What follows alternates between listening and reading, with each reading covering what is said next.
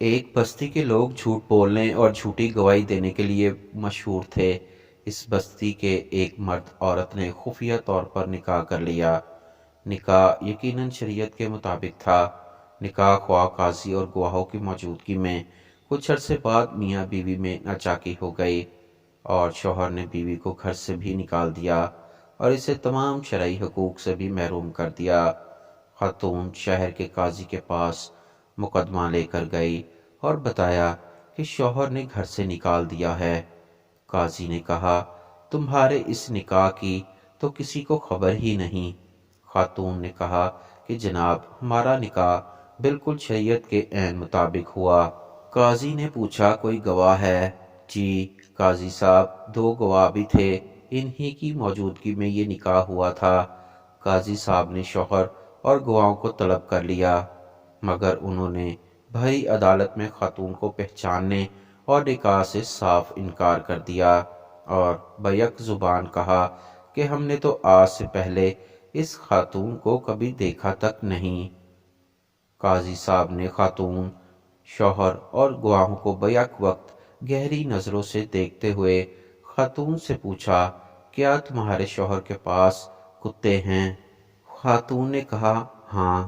قاضی نے خاتون سے پوچھا، کیا آپ کتوں کی گواہی اور ان کے فیصلے کو قبول کر لیں گی؟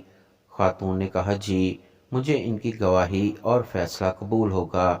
قاضی نے حکم دیا کہ خاتون کو اس شخص کے گھر لے جایا جائے۔ اگر وہ اس خاتون کو دیکھ کر اجنبی جان کر بھونکنے لگیں تو یہ عورت جھوٹی ہے، اور اگر وہ کتے خاتون کو دیکھ کر گھر کا فرد سمجھ کر خوش ہوں اور اس کا استقبال کریں تو خاتون کا دعویٰ درست اور شوہر اور گواہ جھوٹے ہیں اور یہ خاتون گھر کی مالکن ہے۔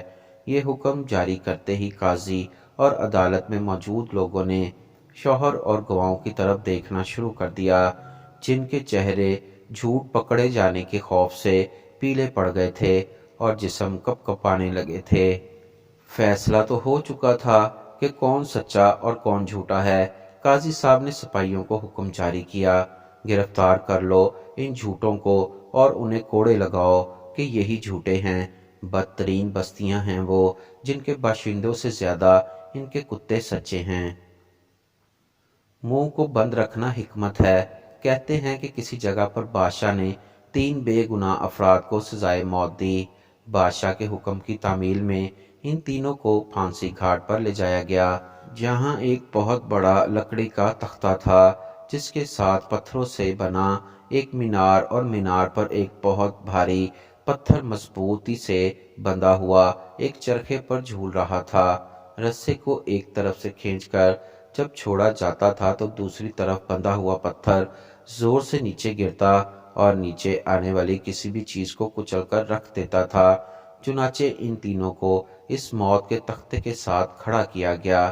پہلے شخص کو اس تختے پر عین پتھر گرنے کے مقام پر لٹایا گیا اور اس کی آخری خواہش پوچھی گئی تو وہ کہنے لگا، میرا اللہ تعالیٰ پر پختہ یقین ہے، وہی موت دے گا اور زندگی بخشے گا۔ بس اس کے سوا کچھ نہیں کہنا۔ اس کے بعد رسے کو جیسے ہی کھولا تو پتھر پوری قوت سے نیچے آیا اور اس شخص کے سر کے اوپر آ کر رک گیا۔ یہ دیکھ کر سب حیران رہ گئے اور پختہ یقین کی وجہ سے اس کی جان بچ گئی اور رسا واپس کھینچ لیا گیا۔ اس کے بعد دوسری کی باری تھی۔ اس کو بھی تختہ دار پر لٹا کر جب آخری خواہش پوچھی گئی تو وہ کہنے لگا، میں حق اور سچ کا نمائندہ ہوں اور جیت ہمیشہ انصاف کی ہوتی ہے، یہاں بھی انصاف ہوگا۔ اس کے بعد رسے کو دوبارہ کھولا گیا، پھر پتھر پوری قوت سے نیچے آیا اور اس بار بھی اس دوسرے شخص کے سر پر پہنچ کر رک گیا۔ پھانسی دینے والے اس انصاف سے حیران رہ گئے اور دوسرے کی جان بھی بچ گئی۔ اس کے بعد تیسرے کی باری آئی، اسے بھی تختے پر لٹا کر آخری خواہش کا پوچھا گیا تو وہ کہنے لگا، پہلے کو نہ ہی اللہ پر یقین نے بچایا اور نہ ہی دوسرے کو اس کے حق و انصاف کے نمائندے ہونے پر۔ دراصل میں نے غور سے دیکھا ہے کہ رسے پر ایک جگہ گانٹھ ہے جو چرخی کے اوپر گھومنے میں رکاوٹ کی وجہ بنتی ہے، جس سے رسا پورا کھلتا نہیں اور پتھر پورا نیچے نہیں گرتا۔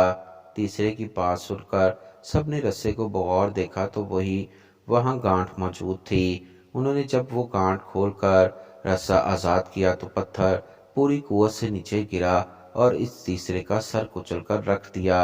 حقائق کا نتیجہ: بعض اوقات بہت کچھ جانتے ہوئے بھی منہ بند رکھنا حکمت میں شمار ہوتا ہے۔